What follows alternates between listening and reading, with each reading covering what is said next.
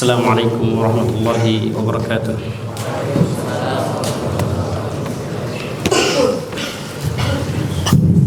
Innal hamdalillah nahmaduhu wa nasta'inuhu wa nastaghfiruh wa na'udzu billahi min shururi anfusina was sayyiati a'malina. May yahdihillahu fala mudilla lahu wa may yudlil fala hadiya lahu. Asyhadu an la ilaha illallah wahdahu la syarika lah wa asyhadu anna Muhammadan 'abduhu wa rasuluh. Ya ayyuhalladzina amanu taqullaha haqqa tuqatih wa la tamutunna illa wa antum muslimun. Ya ayyuhan nasu taqu rabbakumul ladzi khalaqakum min nafsin wahidah wa khalaqa minha zawjaha wa batha minhuma rijalan katsiran wa nisaa'a. Wattaqullaha alladzi tasaaluna bihi wal arham innallaha kana 'alaikum raqiba. Ya ayyuhalladzina amanu taqullaha wa qulu qawlan sadida yuslih lakum a'malakum wa yaghfir lakum dhunubakum wa may yuti'illaha wa rasulahu faqad faza fawzan 'azima. Amma ba'd. Fa inna ahsanal kalami kalamullah wa khairal huda huda nabiyina Muhammadin sallallahu alaihi wasallam wa syarrul umuri muhdatsatuha wa kullu muhdatsatin bid'ah wa kullu bid'atin dhalalah wa kullu dhalalatin finnar.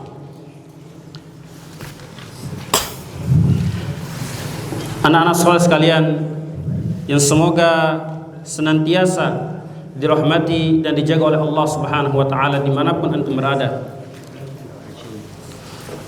Kita bersyukur kepada Allah Subhanahu wa taala atas segala nikmat yang telah Allah Subhanahu wa taala karuniakan kepada kita, atas segala nikmat yang telah Allah Subhanahu wa taala berikan kepada kita. Nikmat iman, nikmat Islam, nikmat iman, dan nikmat kita belajar ilmu agama. Ini adalah merupakan nikmat yang besar yang Allah Subhanahu wa taala berikan kepada antum-antum semua. Nikmat talabul ilmi merupakan nikmat yang sangat besar yang Allah Subhanahu wa taala berikan kepada antum. Di luar sana banyak anak-anak yang seumuran sama seperti antum, mereka ingin belajar, ingin mendengarkan kalamullah, ingin mendengarkan ayat-ayat dibaca, ingin mendengarkan hadis-hadis Rasulullah SAW yang sahih. Akan tetapi Allah Subhanahu wa taala memilih antum semua untuk duduk di majlis yang mulia ini. Ini merupakan nikmat yang agung, nikmat yang besar yang harus antum syukuri dan wajib antum syukuri. Anak-anak saudara sekalian yang senantiasa dan semoga selalu dijaga oleh Allah Subhanahu wa taala. Adapun tema kajian kita adalah pada malam hari ini adalah kiat membebaskan diri dari belenggu maksiat.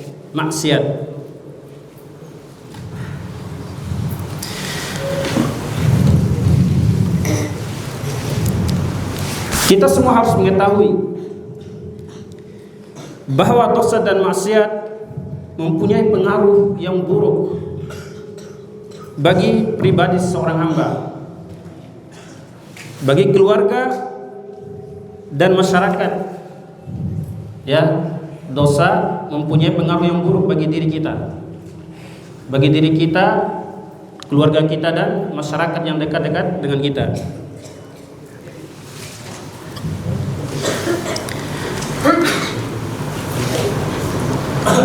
Rasulullah SAW bersabda, "Innakum tukhti'una bil-laili wan-nahar wa ana aghfiru dzunuba jami'a fastaghfiruni aghfir lakum." Ini hadis qudsi. Innakum tukhti'una bil-laili wan-nahar. Wahai hamba-hambaku, sesungguhnya kalian selalu berbuat dosa dan salah di waktu malam dan siang. Sedangkan aku wa ana aghfiru dzunuba jami'a, sedangkan aku mengampuni seluruh dosa.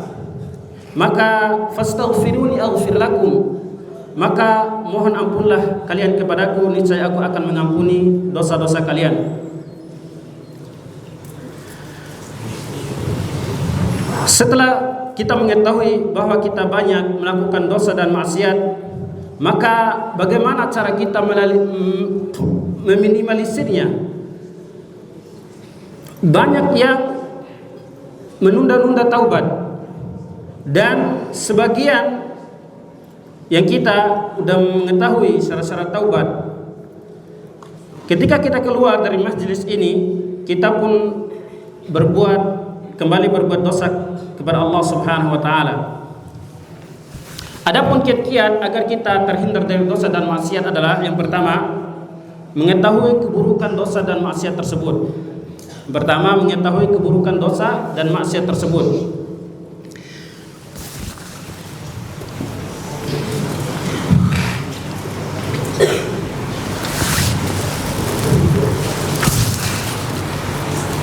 Di antara keburukan dosa dan maksiat adalah, yaitu bisa merusak hati seseorang atau menghilang keberkahan dari seseorang.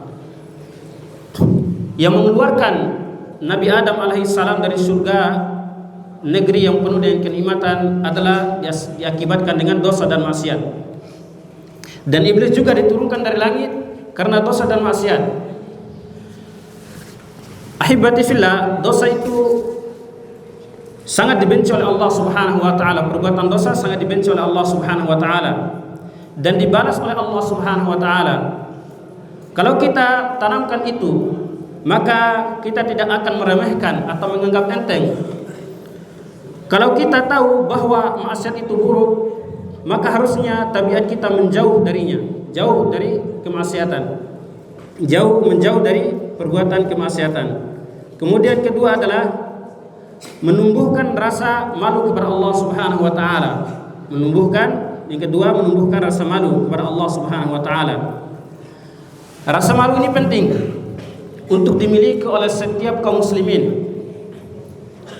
Karena zaman sekarang rasa malu sudah mulai terkikis. Apalagi dengan adanya medsos dan yang lain-lainnya. Padahal Rasulullah SAW bersabda, al-iman bid'un wa sab'una aw bid'un wa sittuna syu'bah, fa afdaluha qawlu la ilaha illallah wa adnaha imatatul adha 'anit tariq wal haya'u syu'batun minal iman. Iman memiliki lebih dari 70 atau 60 cabang. Iman memiliki lebih dari 70 atau 60 cabang. Cabang yang paling utama adalah qaulu la ilaha illallah. Cabang yang paling tinggi adalah perkataan kalimat la ilaha illallah. Dan yang paling rendah adalah menyingkirkan gangguan di jalan. Ini yang paling rendah. Perkataan yang paling tinggi afdaluha adalah qaulu la ilaha illallah. Yang kedua yang paling rendah adalah menyingkirkan gangguan di jalan. Ini jangan dianggap remeh, ya, menyingkirkan gangguan dari jalan. Rasulullah SAW bersabda, "Inna mimma adrakan nasu min kalami nubuwatil ula, idza lam tastahi fasna' ma syi'ta." Sesungguhnya di antara perkara yang telah diketahui manusia dari kalimat kenabian terdahulu adalah idza lam tastahi fasna' ma syi'ta. Apabila jika engkau tidak memiliki rasa malu, maka berbuatlah sesukamu. Rasulullah SAW juga bersabda, istahyu minallahi haqqal haya. Qulna ya Rasulullah, inna nastahi walhamdulillah. Qala alaysa dzaka walakinna al-istihya'a minallahi haqqal haya, an tahfadha ra'sa wa ma wa'a. ولكن الاستحياء من الله حق الحياء أن تحفظ رأس وما وعى والبطن وما حوى wal tadhkuril mauta wal bila. Wa man arada al-akhirah taraka zinata dunya faman fa'ala dhalika faqad istahya min Allah haqqal haya. Dengarkan. Hendaklah kalian malu kepada Allah Subhanahu wa taala dengan sebenar-benar malu.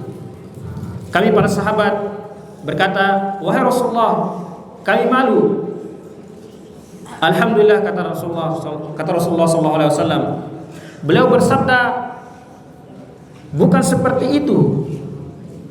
Maksudnya bukan seperti itu malu yang diinginkan, ya. Akan tetapi malu kepada Allah Subhanahu wa taala dengan sebenar-benar malu adalah engkau menjaga kepala dan apa yang ada padanya.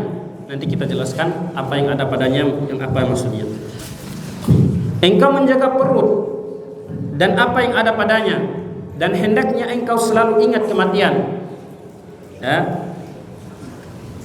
Barang siapa yang menginginkan kehidupan akhirat, hendaklah ia meninggalkan perhiasan dunia, dan barang siapa mengerjakan yang demikian, sungguh ia telah malu kepada Allah Subhanahu wa taala dengan sebenar-benarnya malu.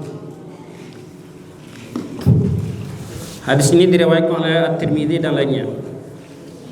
Maka masuk dalam menjaga kepala dan apa yang ada padanya, itu menjaga telinga dari mendengarkan musik, ya, menjaga telinga dari mendengarkan musik, dan perkataan buruk, menjaga mulut dari melontarkan perkataan yang buruk, perkataan-perkataan dicela oleh Allah Subhanahu wa taala. Kemudian menjaga lisan dari ghibah. Ini juga menjaga lisan dari ghibah, dari dusta kepada manusia dan dari dusta atas nama Allah Subhanahu wa taala. Juga menjaga otak dari pemikiran-pemikiran yang sesat. Setelahnya itu menjaga perut dan apa yang ada padanya, yaitu menjaga dari makanan haram, ya, dan juga menjaga kemaluan dari berbuat zina. Dan hendaknya engkau selalu ingat kematian. Kalau kita ingat mati, maka kita akan ingat akhirat. Ini orang yang selalu ingat mati, pasti dia akan selalu ingat kepada akhirat. Terkadang kita tidak mengingat mati. Ketika ia mengantarkan jenazah dan ketika di pemakaman, masih ada sebagian kita bercanda, kemudian cerita dan yang lainnya. Padahal kita tidak tahu kapan ajal kita. Kemudian barang siapa yang menginginkan kehidupan akhirat, hendaklah ia meninggalkan perhiasan dunia. Kita tetap melaksanakan atau kewajiban kita sebagai, misalnya antum udah nikah, tetap melaksanakan kewajiban yaitu menafkahi anak dan istri, itu bekerja. Akan tetapi tujuan utamanya adalah akhirat. Kalau kita malu kepada manusia, malu dari orang soleh dan orang baik, sehingga malu berbuat maksiat di hadapan mereka, maka harusnya kita lebih malu kepada Allah Subhanahu wa taala yang telah menciptakan kita, yang telah memberikan kepada kita berbagai macam kenikmatan, ya. Kemudian ketiga, yaitu memperhatikan nikmat-nikmat Allah Subhanahu wa taala yang Allah Subhanahu wa taala karuniakan kepada kita. Ketiga, nanti saya tanya ini dari poin pertama sampai poin terakhir nanti saya tanya. Yang ketiga, memperhatikan nikmat-nikmat Allah Subhanahu wa taala yang Allah karuniakan kepada kita. Nikmat Allah Subhanahu wa taala kepada kita tidak terhitung, sangatlah banyak sekali. Kalau ada manusia berbuat baik kepada kita, maka apakah antum akan berbuat buruk kepadanya? Tentu tidak. Apalagi Allah Subhanahu wa taala yang kebaikannya datang terus-menerus. Setiap hari dari kita bangun tidur sampai kita tidur lagi, itu merupakan nikmat Allah Subhanahu wa taala. Nikmat mata saja tidak bisa dihitung. Dan kita ingat bahwa dosa akan menghilangkan kenikmatan. Dosa akan menghilangkan kenikmatan. Dan nikmat itu ada dua, nikmat dunia dan nikmat agama. Kita sering melihat nikmat dunia, tapi jarang kita melihat nikmat agama. Padahal kita bisa sholat, itu merupakan nikmat yang sangat luar biasa sekali ya. Kita bisa melaksanakan sholat, itu merupakan nikmat yang sangat besar sekali yang Allah Subhanahu wa Ta'ala berikan kepada kita. Dan nikmat kita diberikan untuk bisa menghadiri kajian, itu juga merupakan nikmat yang besar yang Allah Subhanahu wa Ta'ala berikan. Sebagian para ulama, sebagian salaf berkata, "Adnabtu dzamban fahurimtu qiyamal laili sana." Lihat, ini para salaf. Ya. Para salaf melakukan satu dosa, mereka terhalang dari banyak kebaikan. Adnabtu dzamban fahurimtu qiyamal laili sana. Saya pernah berbuat satu dosa, maka saya tercegah dari sholat malam selama setahun. Ya, ini satu dosa yang diperbuat, apalagi kita ini banyak dosa. Adnabtu dzamban fahurimtu qiyamal laili sana. Saya pernah berbuat satu dosa, maka saya tercegah dari sholat malam selama 1 tahun. Sebagian yang lain berkata, adnabtu dzamban fahurimtu fahmal Quran. Saya pernah berbuat satu dosa, maka saya tercegah dari pemahaman terhadap Al-Quran.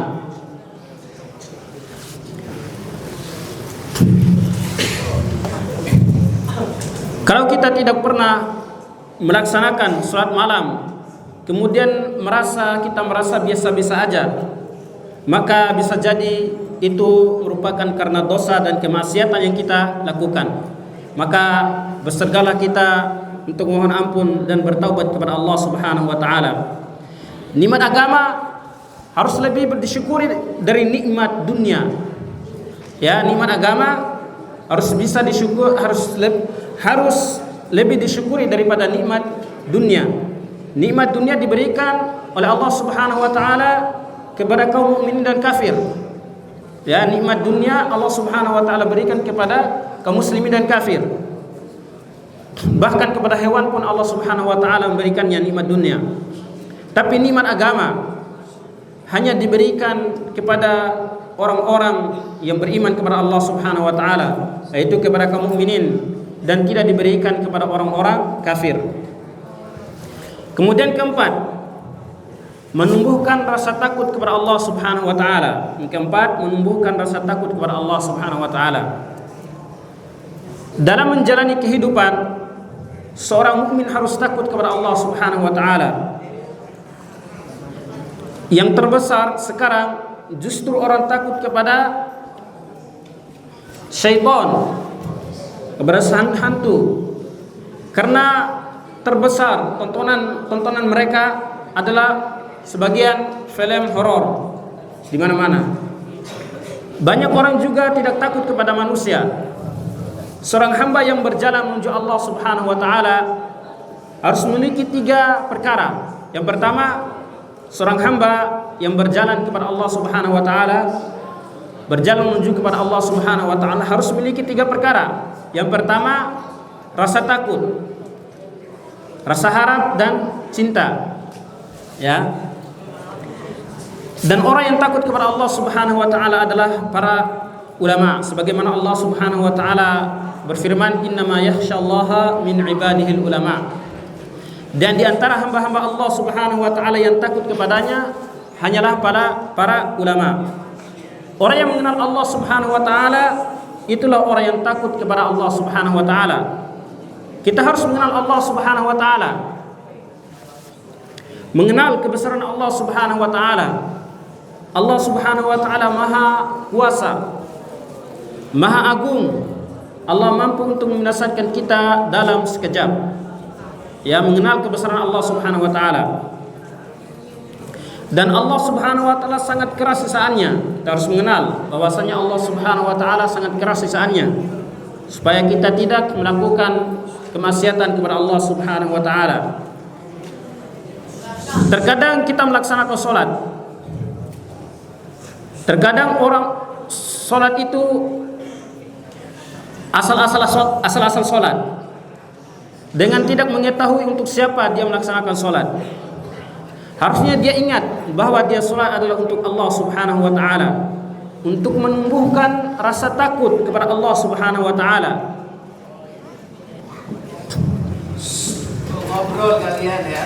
Kita bisa membaca dalil-dalil tentang besarnya, kerasnya azab Allah Subhanahu wa Ta'ala, dan kita tidak bisa menahan siksaan Allah Subhanahu wa Ta'ala. Kita terkadang terkena pisau saja, sakitnya luar biasa, Masya Allah tuh sakitnya kalau kena pisau. Kemudian kita bisa mengenal Allah Subhanahu wa Ta'ala dengan pelajari ilmu syar'i, karena Allah Subhanahu wa Ta'ala berfirman, innama yakhsyallaha min ibadihil ulama. Di antara hamba-hamba Allah Subhanahu wa Ta'ala yang takut kepadanya hanyalah para ulama. Yang dimaksud dengan para ulama adalah orang-orang yang mengetahui ilmu syar'i. Ya, yang dimaksud dengan para ulama adalah orang-orang yang mengetahui ilmu syar'i. Kalau ilmu majelis ilmu yang antum datangi adalah benar, yaitu yang dikaji dalamnya benar-benar Al-Quran dan hadis yang sahih, maka antum keluar dari majlis tidak akan adalah benar. Maka antum keluar dari masjid akan menjadi orang yang takut kepada Allah Subhanahu wa Ta'ala, bukan yang isinya hanya menceritakan dongeng banyak, ya. Kemudian selanjutnya menumbuhkan pengagungan terhadap Allah Subhanahu wa Ta'ala dalam hati. Yang kelima, menumbuhkan pengagungan terhadap Allah Subhanahu wa Ta'ala di dalam hati. Salah seorang pendeta Yahudi datang kepada Rasulullah SAW. Seraya berkata, pendeta Yahudi datang ke Rasulullah SAW dan berkata, wahai Muhammad, sesungguhnya kami dapati dalam Taurat bahwa Allah Subhanahu wa Ta'ala akan meletakkan semua langit di atas satu jari, bumi-bumi di atas satu jari, pohon-pohon di atas satu jari, air di atas satu jari, tanah di atas satu jari, dan seluruh makhluk di atas satu jari. Kemudian Allah Subhanahu wa Ta'ala berfirman, akulah raja. Maka Nabi SAW tertawa sampai nampak gigi geraham beliau, sebagai pembenaran bahwa yang diucapkan sama orang Badui adalah benar. Pembenaran atas ucapan pendeta Yahudi ini. Kemudian beliau membacakan firman Allah Subhanahu wa Ta'ala. Rasulullah SAW membacakan firman Allah Subhanahu wa Ta'ala, "Wa ma qadarullaha haqqa qadari wal ardu jami'an qabdatuhu yaumal qiyamah." Sampai akhir ayatnya. Dan mereka tidak mengagungkan Allah Subhanahu wa Ta'ala sebagaimana mestinya, padahal bumi seluruhnya dalam genggamannya, dan pada hari kiamat, dan seterusnya dari ayat tersebut. Apa yang dijelaskan dalam ayat-ayat tentang Allah Subhanahu wa Ta'ala itu belum seberapa, yaitu semua ayat yang dijelaskan tentang tentang Allah Subhanahu wa Ta'ala belum seberapa. Allah Subhanahu wa Ta'ala hanya menjelaskan sesuai dengan akal kita. Dengan mengetahui keagungan Allah Subhanahu wa Ta'ala, maka kita akan takut kepada Allah. Malaikat makhluk Allah Subhanahu wa Ta'ala, Jibril memiliki 700 sayap. Kita tidak bisa membayangkan, apalagi Allah Subhanahu wa Ta'ala yang maha keras sisaannya. Ditanya, bagaimana kaifiat istiwa bagi Allah Subhanahu wa Ta'ala? Maka beliau, Imam Ahmad, diam dan berkeringat. Kemudian beliau menjawab, al-istiwa'u ghairu majhulin wal kaifu ghairu ma'qulin wal imanu bihi wajibun was su'alu anhu bid'ah. Istiwanya Allah Subhanahu wa Ta'ala tidak asing maknanya, sudah diketahui maknanya. kaifiatnya tidak dapat dicapai oleh akal manusia. Beriman kepada sifat istiwa ini adalah wajib. Ya, istiwanya Allah Subhanahu wa taala di atas arsy, kita harus meyakininya dan beriman kepadanya. Dan bertanya tentang kaifiatnya adalah perkara yang bid'ah.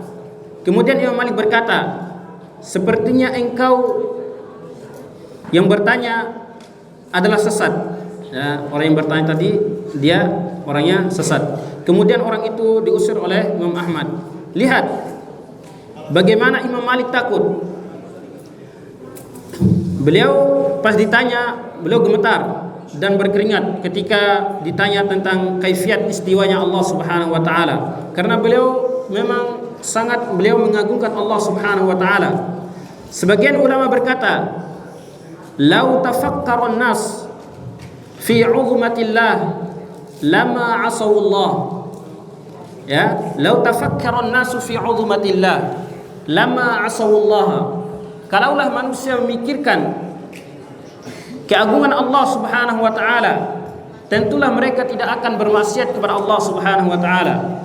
Ingat, lau tafakkara an-nas fi 'uzmatillah lama 'asawullah. Kalaulah manusia memikirkan keagungan Allah Subhanahu wa taala, tentu mereka tidak akan berbuat maksiat kepada Allah Subhanahu wa taala. Kemudian selanjutnya yang keenam, menumbuhkan rasa cinta kepada Allah Subhanahu wa taala. Telah dijelaskan bahwa dalam kita berjalan menuju Allah Subhanahu wa taala, kita butuh kepada 3 perkara. Apa tadi? Siapa yang bisa jawab? Ketika kita berjalan menuju Allah Subhanahu wa taala, kita butuhkan 3 perkara. Apa? Oh, Masya Allah, syukur jazakallahu khair. Barakallahu fiik. Yang pertama adalah takut atas kebesaran Allah Subhanahu wa taala.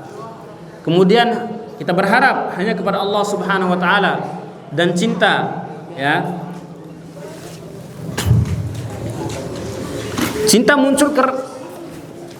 Rasa cinta muncul karena kita mengenal, ya. Kita mengenal seorang teman antum misalnya, dia adalah orang yang soleh, yang rajin ke masjid.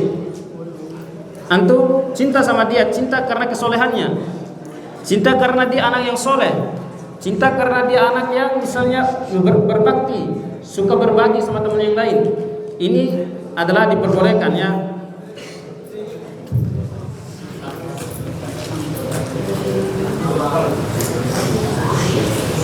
Karena mengenal, sehingga kita harus mengenal Allah Subhanahu wa taala. Dan yang mendorong orang untuk taat adalah cinta, ya. Orang yang mendorong untuk taat kepada Allah Subhanahu wa taala adalah rasa cinta. Dan kalau kita cinta kepada Allah Subhanahu wa taala, niscaya kita tidak akan mungkin untuk berbuat maksiat kepada Allah Subhanahu wa taala. Dan cinta kepada Allah Subhanahu wa taala itu memerlukan bukti. Sebagaimana Allah Subhanahu wa taala berfirman, "Qul in kuntum tuhibbunallaha fattabi'uni yuhibbukumullah wa yaghfir lakum dzunubakum wallahu ghafurur rahim." Ya. Cinta kepada Allah Subhanahu wa taala butuh bukti. Ya. Katakanlah Muhammad, jika kamu mencintai Allah Subhanahu wa taala, ikutilah aku, niscaya Allah Subhanahu wa taala akan mencintaimu dan akan mengampuni dosa-dosamu. Allah Maha Pengampun, Maha Penyayang, ya. Ayat ini adalah ujian bagi orang-orang yang mengaku cinta kepada Allah Subhanahu wa taala. Ayat ini ujian bagi orang-orang yang mengaku bahwasanya dia cinta kepada Allah Subhanahu wa taala, tapi tidak pernah melaksanakan perintah-perintah Allah Subhanahu wa taala. Ya, kalau kita benar cinta kepada Allah Subhanahu wa taala, kita harus melaksanakan semua kewajiban-kewajiban yang Allah Subhanahu wa taala wajibkan kepada kita. Dan rasa cinta yang menghalangi dari dosa adalah yang disertai dengan pengagungan terhadap Allah Subhanahu wa taala. Orang awam misalnya kalau ditanya, pasti mereka mengakui cinta kepada Allah Subhanahu wa taala. akan tapi tidak disertai dengan pengagungan terhadap kebesaran Allah Subhanahu wa taala. Kemudian yang ketujuh mengetahui akibat buruk dari perbuatan dosa dan maksiat. Ya, yang ketujuh mengetahui akibat buruk dari perbuatan dosa dan maksiat. Di antaranya adalah menghilangkan nikmat. Akibat buruk dari dosa dan maksiat di antaranya menghilangkan nikmat. Kemudian hati menjadi hitam.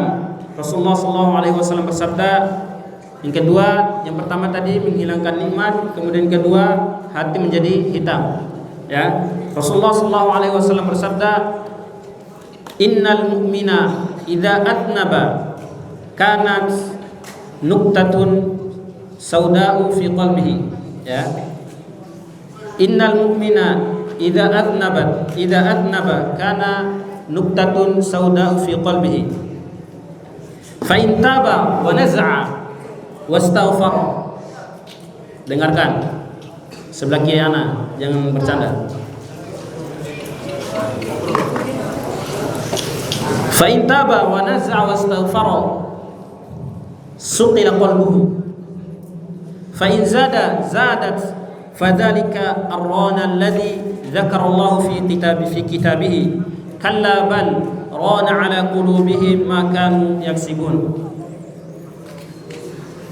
Sesungguhnya seorang mukmin jika ia berbuat dosa maka akan menjadi nokta hitam di hatinya, yaitu titik hitam di dalam hatinya.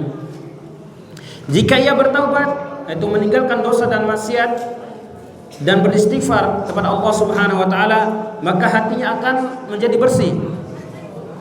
Kalau ia menambah dosanya, maka titik hitam itu pun akan bertambah. Ya, satu kali berbuat dosa, satu titik hitam akan bertambah.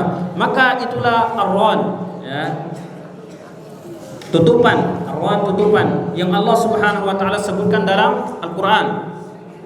Kalla bal rana ala qulubihim ma kanu yaksibun. Sekali-kali tidak, bahkan apa yang mereka kerjakan itu telah menutupi hati mereka. Ya. Kemudian yang tadi yang mengetahui akibat buruk dari perbuatan dosa dan maksiat, yang pertama menghilangkan nikmat, kemudian hati menjadi hitam, yang ketiga adalah wajahnya menjadi hitam. Setelahnya wajahnya menjadi hitam. Kemudian yang keempat menghilangkan nikmat. Kemudian menghilangkan keberkahan dalam harta dan umur.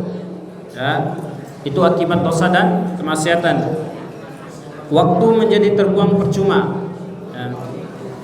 Kemudian selanjutnya menghilangkan ilmu. Yang tadinya hafal Al-Qur'annya banyak, menjadi banyak yang dia lupa karena sering melakukan dosa dan maksiat. Menjadi hilang hafalannya. Ya. Kemudian dosa membuat hati kita jauh dari Allah Subhanahu wa taala. Dosa dan maksiat membuat hati kita jauh dari Allah Subhanahu wa taala. Kita sholat, kita puasa, tapi terasa jauh dari Allah Subhanahu wa taala. Ini akibat dosa dan maksiat yang kita lakukan. Kemudian dosa dan maksiat akan mengundang teman-temannya, ya. Dosa dan maksiat akan mengundang teman-temannya. Awalnya dosa itu satu, kemudian menjadi tiga dan seterusnya. Sebagian salah berkata, inna min uqubatis sayyi'atu ba'daha. Wa inna min thawabil hasanati al-hasanatu ba'daha. Ingat, inna min uqubatis sayyi'ati as-sayyi'atu ba'daha. Wa inna min thawabil hasanati al-hasanatu ba'daha. Sungguh di antara hukuman bagi kejelekan adalah kejelekan yang setelahnya. Ya, kalau kita sudah mengerjakan keburukan satu kali, pasti ingin terus melakukan keburukan. Ya. ingin melakukan keburukan. Kalau sudah mengetahui bahwa maksiat itu buruk, maka seharusnya akal kita menyuruh untuk menjauhi perbuatan maksiat tersebut. Kemudian yang ke-8, poin yang ke-8, takut bahwa ajal akan datang tiba-tiba. Yang ke-8 adalah takut bahwa ajal akan datang tiba-tiba.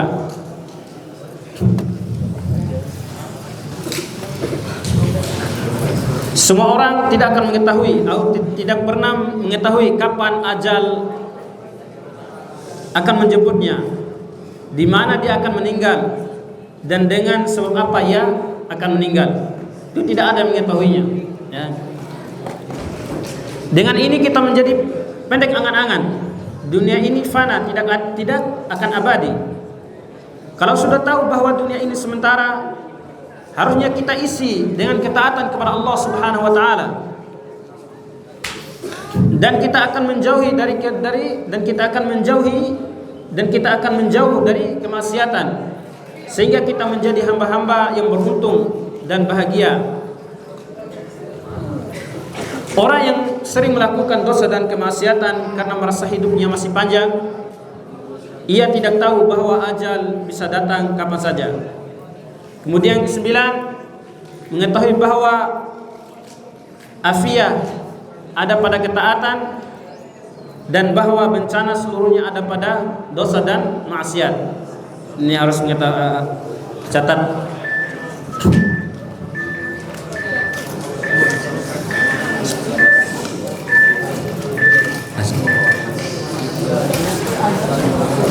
Terakhir ya, mengetahui bahwa afiyah ada pada ketaatan, dan bahwa bencana seluruhnya ada pada dosa dan maksiat. Afiyah adalah Allah Subhanahu wa taala jauhkan dari dirimu segala macam bara, segala macam mara bahaya. Itu adalah afiyah. Rasulullah SAW bersabda, "Sallallahu al-afiyah fid dunya wal akhirah." Mintalah kepada Allah Subhanahu wa taala afiyah di dunia dan akhirat. Di antara doa yang selalu dibaca oleh Rasulullah SAW, ini ada dalam doa zikir pagi dan petang ya. Bunyi doanya, Allahumma inni as'aluka al-afwa wal afiyah fid dunya wal akhirah ila akhirih. Ya Allah, sesungguhnya aku mohon maaf, ampunan dan afiah, keselamatan di dunia dan di akhirat. Ini di sini ada, di doa ini ada di karyanya Fadilatul Ustadz Yazid bin Abdul Qadir Jawas ya, bisa membaca. Taib ikhwah, semoga Allah Subhanahu wa taala, sekian kajian kita. Semoga Allah Subhanahu wa taala memberikan pemahaman kepada kita dalam menuntut ilmu, dan semoga Allah Subhanahu wa taala selalu memberikan keberkahan atas ilmu-ilmu kita. Baik, kita tutup dengan doa kafaratul majlis. Subhanakallahumma bihamdika asyhadu an la ilaha illa anta astaghfiruka wa atubu ilaik. Wassalamualaikum warahmatullahi wabarakatuh.